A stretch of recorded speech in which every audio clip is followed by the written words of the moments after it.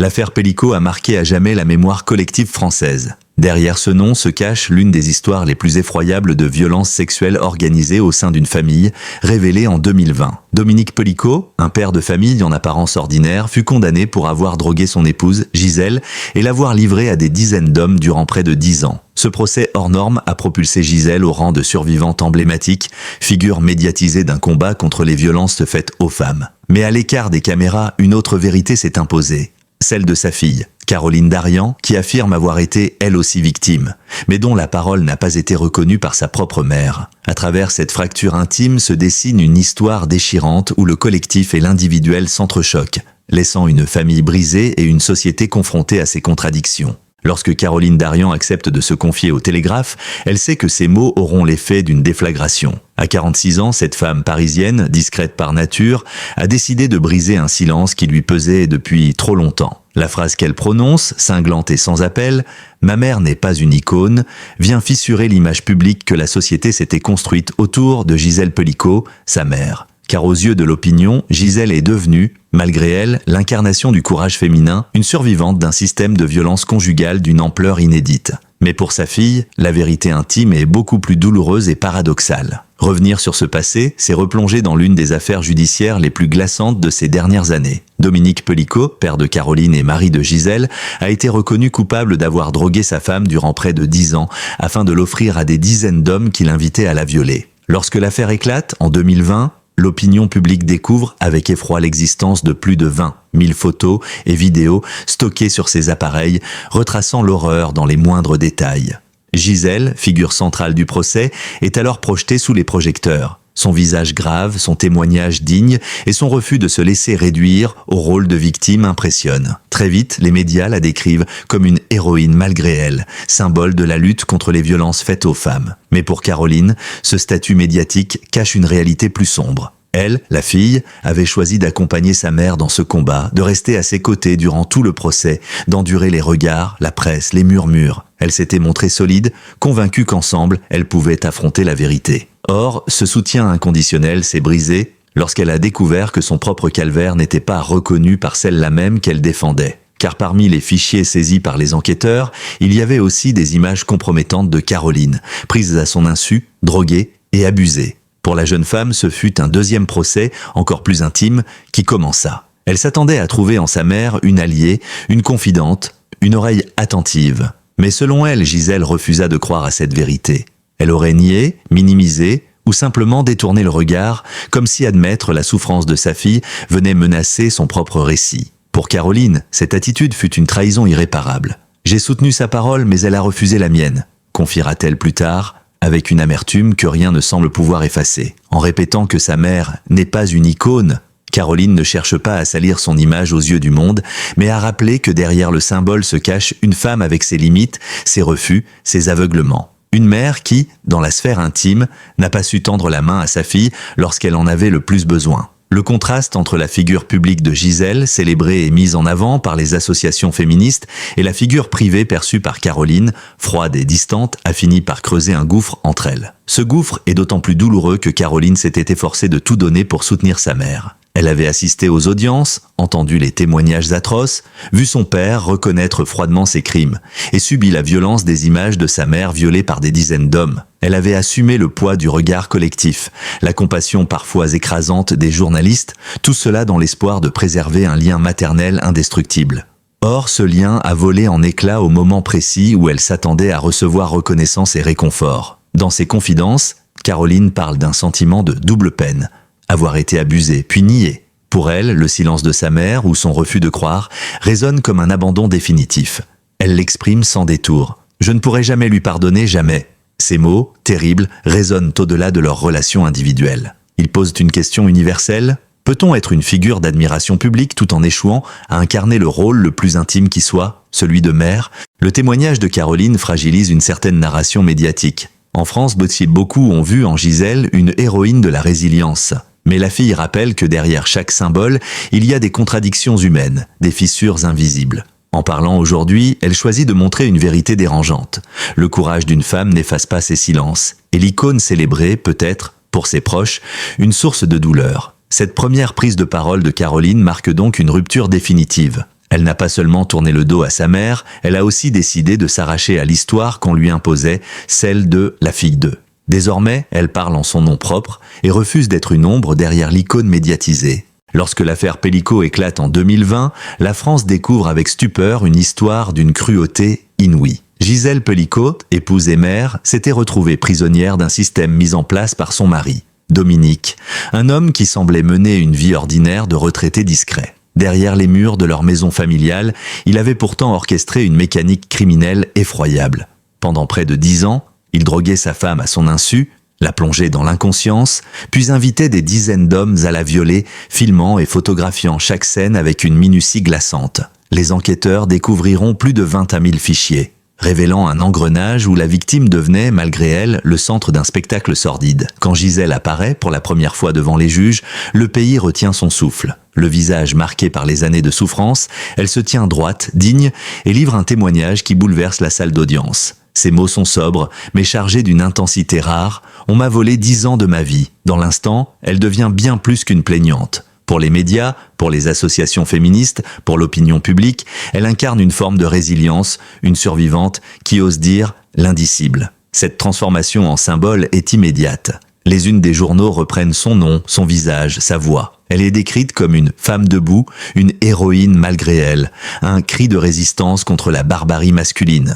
Dans les rassemblements et sur les réseaux sociaux, son image est partagée comme celle d'une figure d'espoir pour toutes les victimes de violences sexuelles. Même à l'international, l'affaire trouve un écho, tant son histoire illustre les défaillances systémiques dans la protection des femmes et l'horreur des violences invisibles derrière les portes closes. Pourtant, cette mise en lumière a un prix. Gisèle n'avait jamais cherché à devenir un emblème. Elle, qui se définissait comme une femme discrète, attachée à sa vie familiale, se retrouve soudain catapultée au rang d'icône. Ce statut, flatteur aux yeux du monde, est vécu par elle comme une prison symbolique. Être réduite à son rôle de victime héroïque efface une partie de son identité. Elle n'est plus Gisèle, l'amie, la mère, la femme cultivée qui aimait la lecture et les promenades méditatives. Elle est Gisèle Pelicot, la survivante. Cette étiquette, qu'elle n'a pas choisie, la colle à la peau, mais au-delà de son ressenti personnel, il y a surtout le contraste avec la vie familiale. Derrière l'image d'icône se cache une mère imparfaite, fragilisée, parfois enfermée dans son propre récit. Si elle est parvenue à témoigner avec dignité, elle n'a pas su, selon sa fille, tendre l'oreille à la souffrance de Caroline. Ce décalage entre la figure publique célébrée et la figure intime faillible est au cœur de la fracture familiale. Les associations féministes, qui avaient vu en elle une porte-parole idéale, ont parfois ignoré ces zones d'ombre. Elles voulaient mettre en avant une histoire limpide. Une femme trahie par son mari, droguée, violée, mais debout. Caroline, elle, a ressenti ce récit comme une invisibilisation de sa propre douleur. En plaçant sa mère au rang d'icône, la société a contribué, selon elle, à figer un mythe qui ne correspondait pas à la complexité de la réalité familiale. Pour Gisèle, cette reconnaissance publique était à la fois une consolation et un fardeau. Consolation, parce qu'elle recevait enfin une écoute après des années de silence.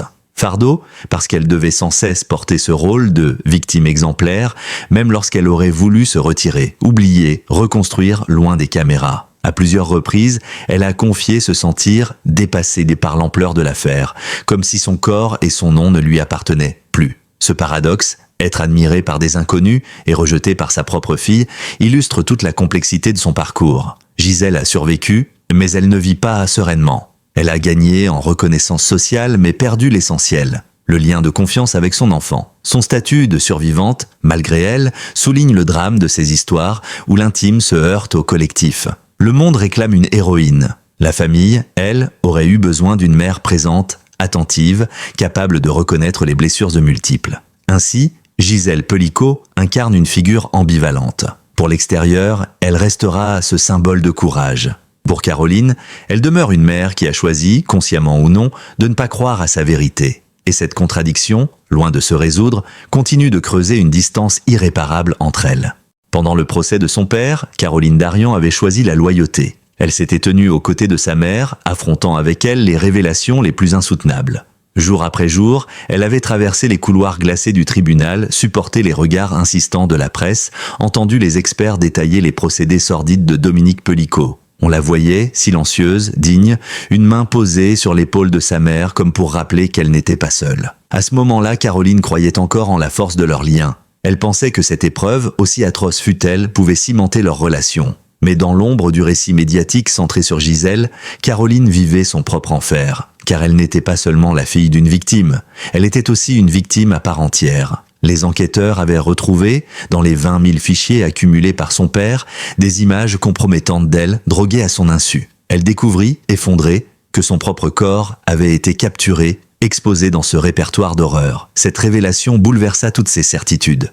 Elle ne pouvait plus se contenter d'être spectatrice du drame de sa mère, elle devait aussi affronter le sien. En 2022, Caroline décida de rompre le silence en publiant un livre au titre déchirant. « Et j'ai cessé de t'appeler papa ». Dans cet ouvrage, elle raconte avec un courage brut l'effondrement de son univers. Elle décrit les insomnies, les angoisses qui la tenaillent encore, l'impression de vivre dans un corps qui n'est plus le sien. Elle confie sa honte, sa colère, mais aussi la solitude abyssale dans laquelle elle s'est retrouvée lorsque sa mère, selon elle, a refusé de croire à son récit. Car c'est là que réside le cœur de la rupture.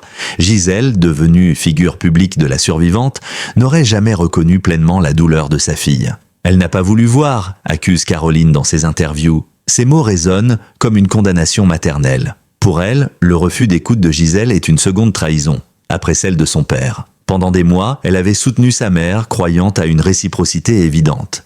Mais au moment où elle a eu besoin d'être crue, elle s'est heurtée à un mur. Ce déni a été vécu comme une violence supplémentaire, peut-être la plus insoutenable, l'absence de validation de sa souffrance par celle qui aurait dû la protéger. Cette blessure est devenue un gouffre. Dans son livre comme dans ses prises de parole, Caroline exprime une rage contenue, mais aussi une immense tristesse. Elle raconte comment, enfant, elle admirait sa mère, la voyait comme une figure forte, protectrice, toujours présente.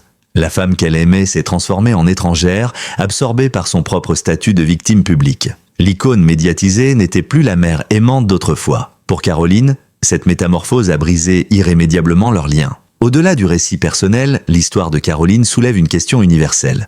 Que se passe-t-il quand plusieurs membres d'une même famille sont victimes, mais que la reconnaissance ne s'applique qu'à l'un d'entre eux?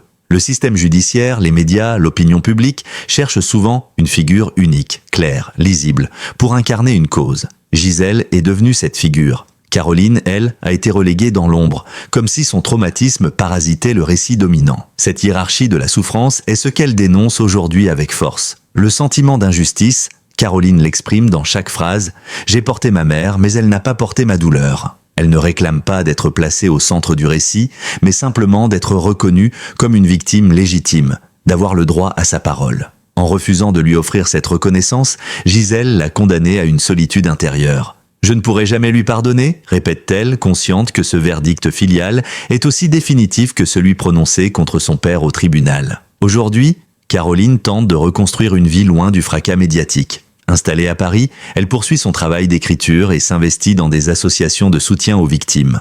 Mais son témoignage reste hanté par la fracture intime avec sa mère. Ce qui aurait pu être une lutte partagée s'est transformé en un champ de ruines familiales. La fille n'a pas seulement perdu un père monstrueux, elle a aussi perdu la mère qu'elle croyait connaître. Ainsi, Caroline Darian n'est pas seulement la fille de Gisèle. Elle est une femme qui a dû réapprendre à exister par elle-même en affirmant haut et fort sa vérité, même si cela signifie se détacher définitivement de celle qui lui a donné la vie. Son histoire, longtemps ignorée, est désormais un cri, un rappel que dans les drames familiaux, il n'y a jamais une seule victime, mais des cercles concentriques de souffrance, trop souvent invisibilisés. L'affaire Pellico est entrée dans l'histoire judiciaire française comme l'un des procès les plus effroyables et emblématiques de ces dernières décennies. Au moment où Dominique Pellico, âgé de 71 ans, prend place dans le box des accusés, le silence tombe dans la salle d'audience. L'homme, au visage banal, presque effacé, contraste terriblement avec l'horreur de ses actes. Comment un individu apparemment ordinaire, père de famille, retraité tranquille aux yeux des voisins, a-t-il pu devenir l'architecte d'un système d'abus aussi méthodique et implacable? Le procès, ouvert en 2024 après 4 années d'instruction minutieuse, a révélé les détails glaçants d'une organisation criminelle soigneusement entretenue. Les enquêteurs avaient saisi son téléphone, son ordinateur et surtout une base de données numériques contenant plus de 23 000 photos et vidéos. Ces fichiers retraçaient avec une précision presque clinique 10 années de violences sexuelles commises sur Gisèle Pellico, droguée à son insu, et parfois, selon Caroline, sur leur propre fille. À l'audience, les magistrats ont décrit un dispositif sophistiqué. Dominique Pellico administrait des somnifères puissants à son épouse, la maintenant dans un état d'inconscience totale. Il invitait ensuite des dizaines d'hommes, 50 complices au total, âgés de 26 à 74 ans, à violer sa femme, filmant systématiquement chaque agression. Ces enregistrements, projetés par bribes lors du procès, ont bouleversé la cour. Certains jurés, saisis par l'horreur des images, ont détourné le regard, incapables de supporter la froideur mécanique avec laquelle l'accusé avait orchestré ses crimes. La défense de Dominique Pellicot n'a pas atténué l'effroi. Loin de nier, il a reconnu les faits, mais dans un langage dépourvu d'émotion presque administratif. À plusieurs reprises, il a parlé de ses actes comme d'une mise en scène, évoquant une obsession de contrôle, de domination et d'humiliation. Ses explications, dénuées de remords, ont glacé l'assistance. Il apparaissait moins comme un criminel impulsif que comme un stratège du viol méthodique et déterminé. Face à lui, Gisèle Pellicot a livré un témoignage d'une rare intensité. Sa voix, parfois vacillante, a su trouver la force d'expliquer 10 ans de vie volée, 10 ans d'asservissement sans qu'elle comprenne ce qui lui arrivait. Elle a décrit ses réveils douloureux, ses absences inexpliquées, son sentiment d'être étrangère à son propre corps. Elle a dit la honte, la culpabilité, l'incompréhension face au mutisme de son mari et enfin la libération, paradoxale, au moment où la vérité a éclaté grâce aux enquêteurs. Ces mots ont marqué le procès d'une empreinte indélébile. Ils ont donné une humanité à ce qui, dans les dossiers, n'était qu'une accumulation de preuves numériques.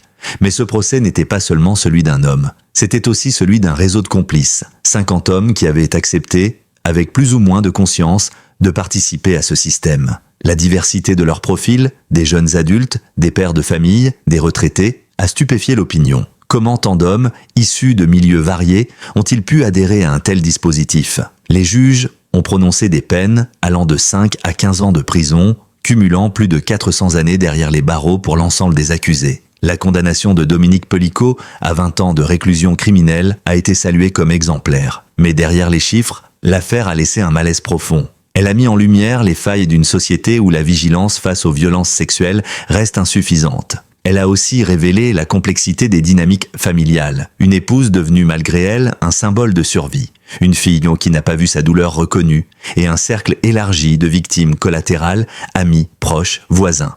Tous sidérés par la découverte de ce qui se déroulait dans l'intimité d'une maison apparemment ordinaire. Les associations féministes ont vu dans ce procès un électrochoc. Elles ont rappelé que l'affaire Pellicot n'était pas seulement un scandale isolé, mais un révélateur des violences systémiques subies par les femmes. Des débats ont éclaté sur la nécessité de renforcer la législation autour des substances utilisées pour droguer et neutraliser les victimes. La question du consentement, déjà au centre de nombreuses luttes, a été posée avec une acuité nouvelle.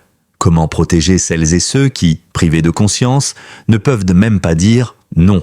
Pour Caroline Darian, cependant, ce procès fut une autre forme d'épreuve. Alors que sa mère recevait la reconnaissance publique, elle avait le sentiment d'être reléguée dans les marges. Ses propres blessures, pourtant bien réelles, semblaient passer au second plan. Elle voyait les médias glorifier Gisèle comme une héroïne, sans que sa propre vérité trouve une place dans le récit collectif. Cette hiérarchie des souffrances, inscrite jusque dans le procès, creusait davantage encore le fossé familial. Ainsi, le procès Pellicot restera comme un moment charnière à la fois dans l'histoire judiciaire et dans la mémoire collective. Mais derrière les condamnations et les discours officiels, il a laissé une famille en miettes, incapable de se retrouver. Pour la société, Gisèle est une survivante exemplaire. Pour sa fille, elle reste une mère qui a failli, qui n'a pas su reconnaître la souffrance partagée. Et cette fracture intime, invisible aux yeux des juges, demeure sans doute la condamnation la plus irréversible de toutes. 5 ans après l'explosion de l'affaire, le tumulte médiatique s'est estompé.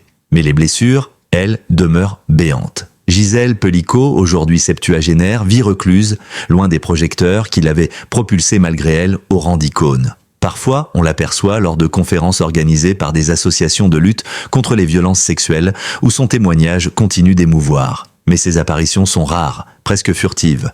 La femme qui, un temps, symbolisa le courage est désormais une survivante fatiguée, marquée par les cicatrices d'un passé qui ne cesse de la hanter. Dans l'intimité, la réalité est encore plus douloureuse. Sa fille Caroline, autrefois son soutien le plus indéfectible, a définitivement rompu le lien. Entre elles, il n'y a plus de mots, plus de gestes, plus d'appels. Le silence s'est installé, lourd et définitif. Caroline vit à Paris, concentrée sur son métier d'écrivaine et ses engagements associatifs, mais refuse toute réconciliation. Dans ses interviews comme dans son livre, elle répète qu'elle ne pardonnera jamais à sa mère de ne pas avoir reconnu sa souffrance.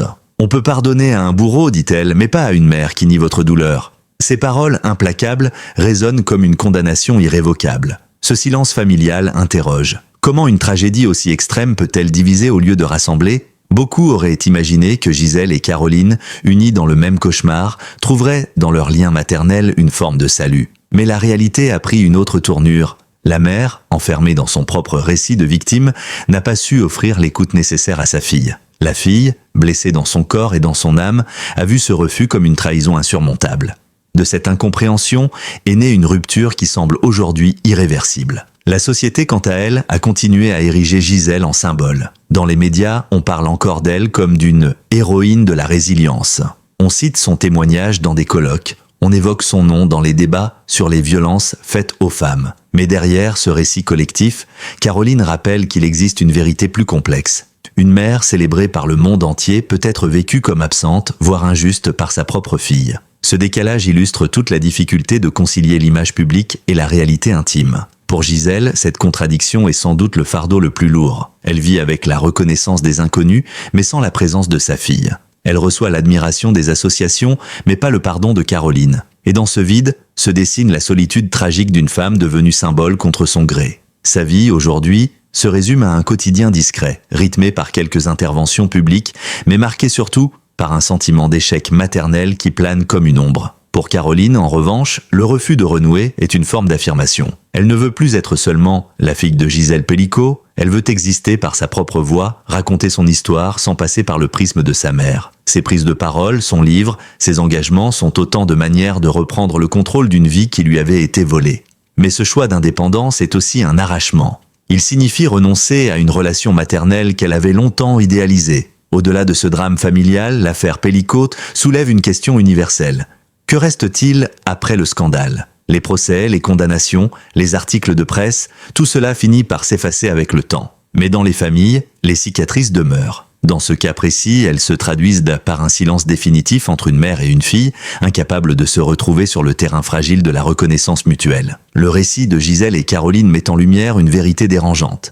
La résilience n'est jamais totale et la justice, même exemplaire, ne répare pas tout. Les condamnations de Dominique Pellicot et de ses complices ont rendu un verdict clair pour la société. Mais elles n'ont pas apaisé les blessures privées. Dans l'espace médiatique, Gisèle restera sans doute une icône. Dans l'espace familial, elle restera une mère absente. Ce contraste, cette dualité, est peut-être la leçon la plus douloureuse de cette affaire. Elle rappelle que derrière chaque symbole, il y a des failles. Derrière chaque figure publique, il y a des zones d'ombre. Et que parfois, l'admiration collective ne suffit pas à guérir les déchirures intimes. Gisèle Pellicot survivra sans doute dans la mémoire collective comme un emblème de courage. Mais pour Caroline, elle restera une mère qui n'a pas su tendre la main. Et dans ce silence, il y a peut-être la cicatrice la plus profonde laissée par une histoire qui déjà dépasse l'entendement. À travers le destin de Gisèle et Caroline Pellicot, c'est toute la complexité du statut de victime qui apparaît. D'un côté, une femme devenue malgré elle un symbole de résilience, portée par la reconnaissance publique et par l'admiration collective. De l'autre, une fille qui se sent effacée, niée et qui revendique aujourd'hui le droit à sa propre vérité. L'affaire Pellicot ne se limite pas à l'horreur judiciaire et aux condamnations exemplaires. Elle révèle aussi les fractures intimes que la justice ne peut réparer. Elle montre que la souffrance familiale ne se laisse pas simplifier par les récits médiatiques et que la résilience n'efface pas les silences. 5 ans après, Gisèle et Caroline vivent séparées, prisonnières d'un silence définitif. Et dans ce silence résonne une question universelle. Comment survivre à l'indicible quand l'amour maternel, lui, n'a pas résisté ?